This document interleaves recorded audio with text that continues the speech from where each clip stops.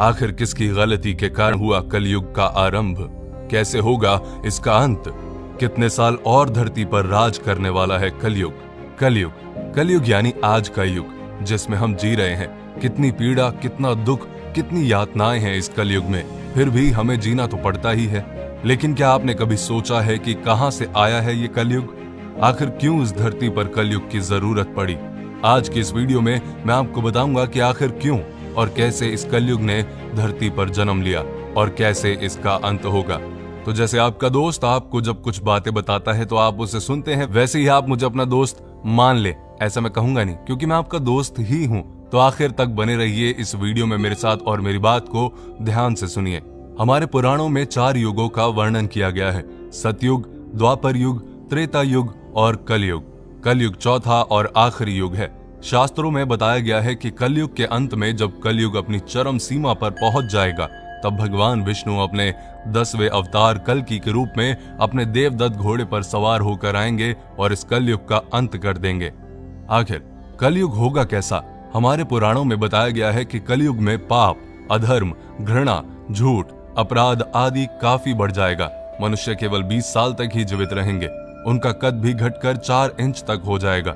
कलयुग में कुछ ऐसे व्यक्ति होंगे जो विद्वान कहलाएंगे, लेकिन अपने फायदे के लिए दूसरों को नुकसान पहुंचाने में जरा भी नहीं हिचकिचाएंगे।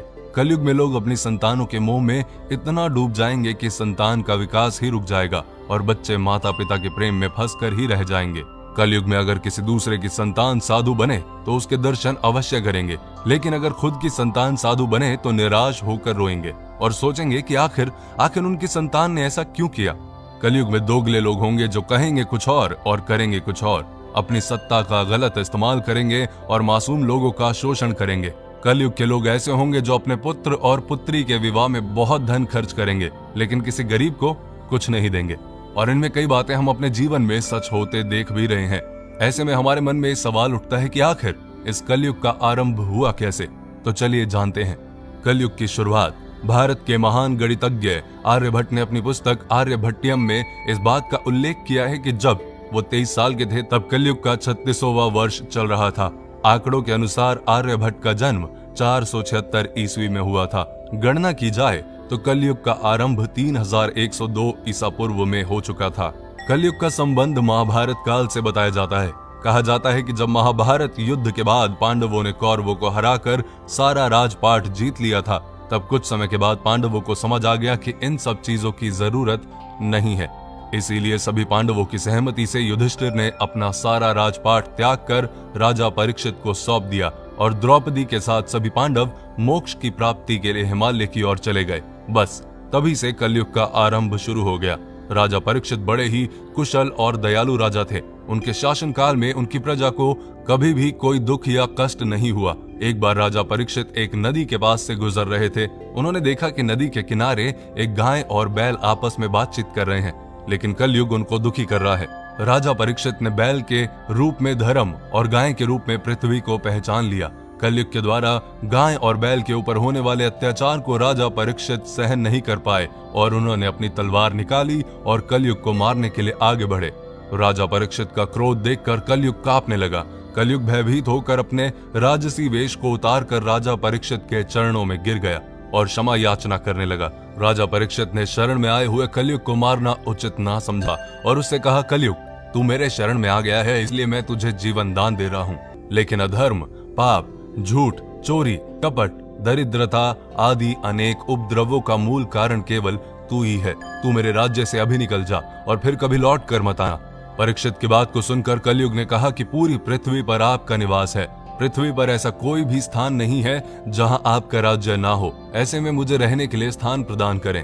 तब राजा परीक्षित ने सोच विचार कर कहा, झूठ, धूत, मद्यपान, परस्त्री घमन और हिंसा, इन 4 स्थानों में असत्य, मद, काम और क्रोध का निवास होता है, तो इन 4 स्थानों पर रह सकता है।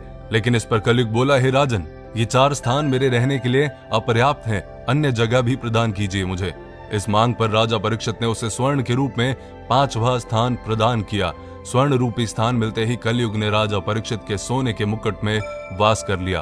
कलयुग को इन स्थानों के मिल जाने से प्रत्यक्षता तो वहां से चला गया, किंतु कुछ दूर जाने के बाद अदृश्य रूप में वापस आकर राजा परीक्षित के स्वर्ण मुकुट में निवास करने लगा और फिर धीरे धीरे पूरी धरती पर फैल गया। कलयुग का अंत ब्रह्मवैवर्त पुराण में बताया गया है कि जब कलयुग धरती पर अपने 5000 साल पूरे कर लेगा तो गंगा नदी सूखी पड़ जाएगी। जब 10,000 साल पूरे हो जाएंगे तो धरती पर वास करने वाले देवता अपने धाम वापस आ जाएंगे और ये धरती देवता विहीन हो जाएगी। इस धरती पर केवल अधर्म का वास होगा। कोई भी मनुष्य पूजा पाठ नहीं कर पाएगा। रिश्ते तो बस नाम के रह जाएंगे।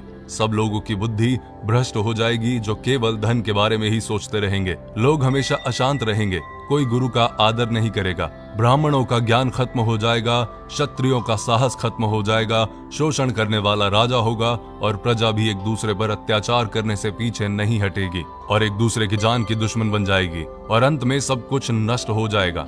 फिर कलयुग अपनी चरम सीमा पर पहुंच जाएगा और तब भगवान विष्णु अपने 10वें अवतार कल्कि के रूप में आएंगे और केवल 3 दिन के अंदर ही सभी अधर्मियों का नाश कर देंगे। तब बहुत तेज बारिश होगी जो कि भयंकर तूफान के साथ पूरी पृथ्वी को पानी से डुबा देगी। उसके बाद आकाश में एक साथ 12 सूरज उगेंगे और जिसके प्रकाश से धरती का सारा पानी सूख जाएगा और फिर से एक युग का जन्म होगा। कितने साल बाद होगा कलयुग का अंत? शास्त्रों में बताया गया है कि धरती वासियों का 1 साल देवताओं के 1 दिन के बराबर होता है। एक संक्रांति से दूसरी संक्रांति को एक सोलर मास कहा जाता है। ऐसे 12 सोलर मंथ का एक सोलर वर्ष होता है जो देवताओं का 1 दिन और रात होता है।